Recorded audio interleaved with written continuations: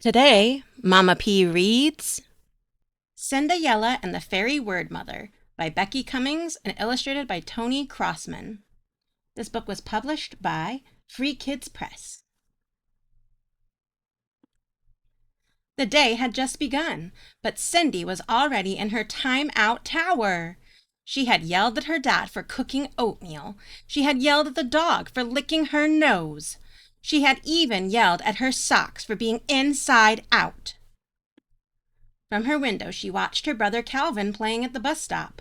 Then came a knock at the door. "Cindy, are you ready to try again?" Mom asked. "Yes, I'm sorry, Mom." Cindy pulled off her princess crown, put on her tennis shoes, and grabbed her backpack. Cindy bolted through the front door. "I'm here!" she announced. The family dog hid behind a bush. Some kids ran to their backyards. Calvin rolled his eyes. "Oh, great, here comes CindaYella," he said. Cindy hated that name. She tried to remain cool. When the bus pulled up, her brother held out his arm and laughed. "After you, Princess CindaYella." "Stop it! Leave me alone!" Cindy screamed. The bus driver shook his head. Cindy had calmed down by lunch. Her classmate Jill was passing out envelopes. She skipped past Cindy. "What are those?" asked Cindy. Jill looked down. "Invitations," she gently replied. Before she could help herself, Cindy boomed, "Why didn't I get one?" "Cindy, you yell too much. Nobody wants CindaYella at their party," Jill said. Cindy's heart sank into her stomach. Now the kids at school were saying it too. When Jill saw her sadness, she handed her a card. I guess you can come. Please just don't yell." Later that night, Cindy felt mad at herself. She retreated to her time-out tower so she could think about what to do. "I don't want to be called CindaYella anymore. I wish I'd use my kind, calm voice more, but it's just so hard," she sighed. All the yelling had tuckered her out. She crawled into bed and fell asleep early. A shimmering light woke her up in the middle of the night. A magical figure stood by her window.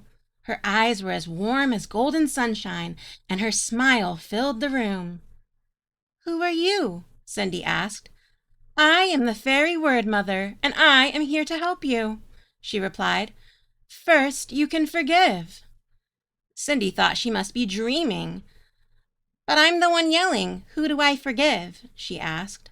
"You forgive yourself, because it's okay to make mistakes. That's how you learn.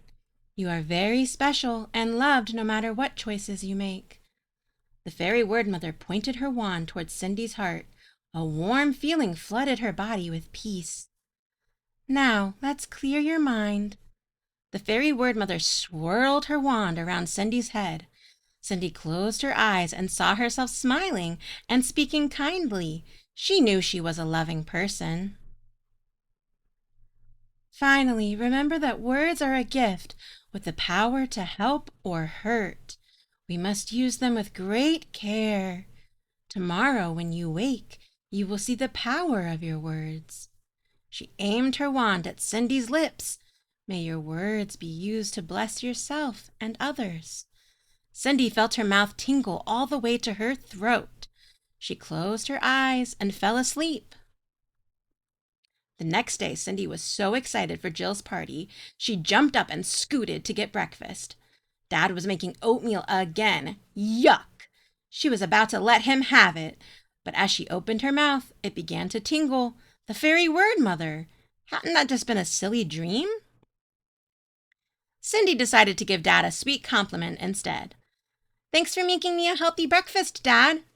A cloud of sparkles appeared around him. "Thanks, Cindy. That is so nice of you to say." Cindy wondered if her words really had this much power. She found her dog sleeping in his bed. "You are so cute. I love you." A sparkle storm swirled around the dog, who leapt into the air and rolled over with joy. Next, Cindy found a half-dead plant. "Your flowers are beautiful. Thank you for giving me air to breathe." Bam! Sparkles rained down on the wilted buds, and they perked up. Wow, this really works, she thought. It was almost party time, and Cindy couldn't wait to try out her magical words on her friends. As Cindy was brushing her teeth, Calvin came in. "CindaYella," he teased. The tinkle in Cindy's mouth reminded her to stay calm. "Are you going to that party you weren't really invited to?" Calvin smirked. Cindy couldn't help herself. "Stop! You are the worst brother ever!" Poof! A cloud of brown dust appeared. Cindy looked down to see a pile of mud on the floor. "Oh no! What have I done?" Cindy touched her lips. Calvin looked so confused. "Wait till Mom and Dad see that." Cindy started to cry.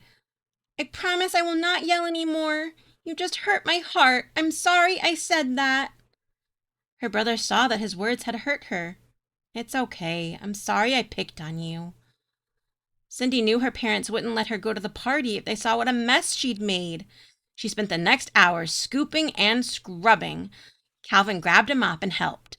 Cindy thought about how mean words were like mud. Yucky, hard to clean up, and could leave a stain on someone's heart. When everything was finally clean, it was time to go to the party. She needed to stay calm. She couldn't risk mucking anything else up. Cindy arrived at the party and let the kind words pour out. "Dancing is the best. Thank you for the delicious food. I am happy to be here." The room was filled with sparkles. Cindy could feel how her words brought everyone joy, which filled her with joy too. Jill came over and said, "I'm not sure what happened to you, but I am happy you came. I'm sorry I called you CindaYella." Cindy laughed. "It's okay. I did yell a lot, but from now on, just call me Cindy."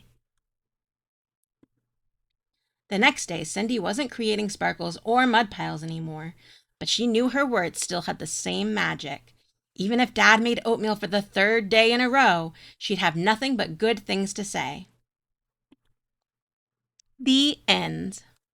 If you enjoyed this video, please like, follow, and subscribe to read more books with me.